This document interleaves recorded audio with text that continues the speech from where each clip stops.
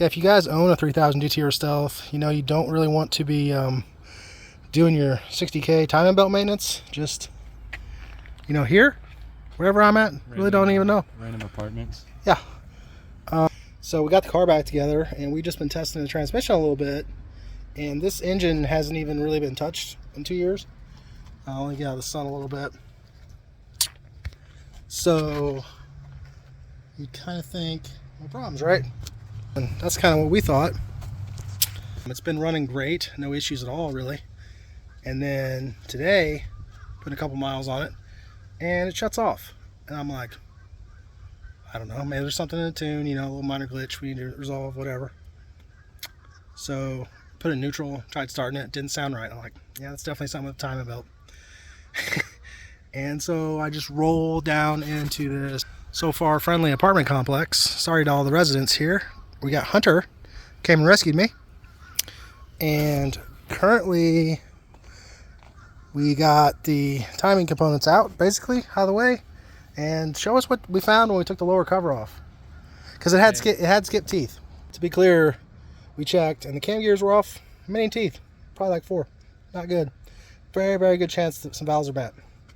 But while we were waiting on a friend, Brent, to come with a trailer in case we need that, which we probably will, we thought we'd try to time it.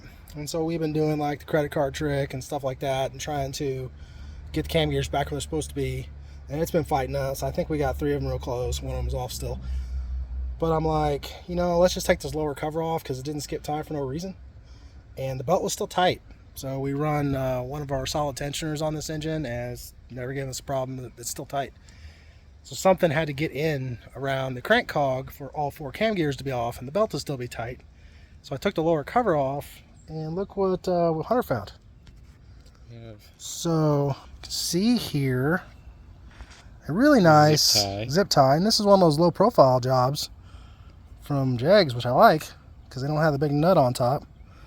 But you can see the gearing. Yeah, you can literally see how it wrapped around the crank cog and caused, yeah, just sitting in there like it's having fun. So really glad we found that. A really smart guy, smarter than me right now, Ray Pampina, said if you don't run upper covers, run lowers. And we haven't been running upper covers because we have clear covers and they are starting to crack around the bolt holes. I didn't want something to get in the time belt area, like bolt holes or something, chunks. And so we just had a lower cover, and if you run a lower cover and no uppers, then when things fall, A, you don't see them, like that little black zip tie. I was working on the catch can the other day and didn't see that fall in there, and B, they can't get out. So maybe if we would have not been running the lower cover, that would have kicked off. But we may have some expensive damage here, and time's going to tell. I'll try to get this posted up as soon as I can so you guys can follow along. But, you know, this is just one of those things. I'm really glad it didn't happen on race week. We're probably going to put some stock upper covers back on it just to prevent this in the future. If we have some bent valves, then, you know, heads are going to have to come off and we'll get new valves in it. And what do we say? We drive it like just... Yeah.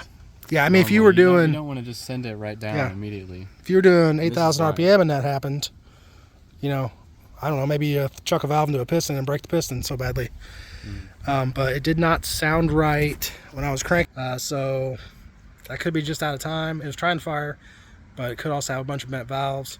Rotating the engine over by hand, it feels like it's got normal compression, but we may as well time it and see if it's going to start. It'll certainly be easier to get back to the shop started than on a trailer. But yeah, stay tuned and don't let life get so much revenge on you that you quit.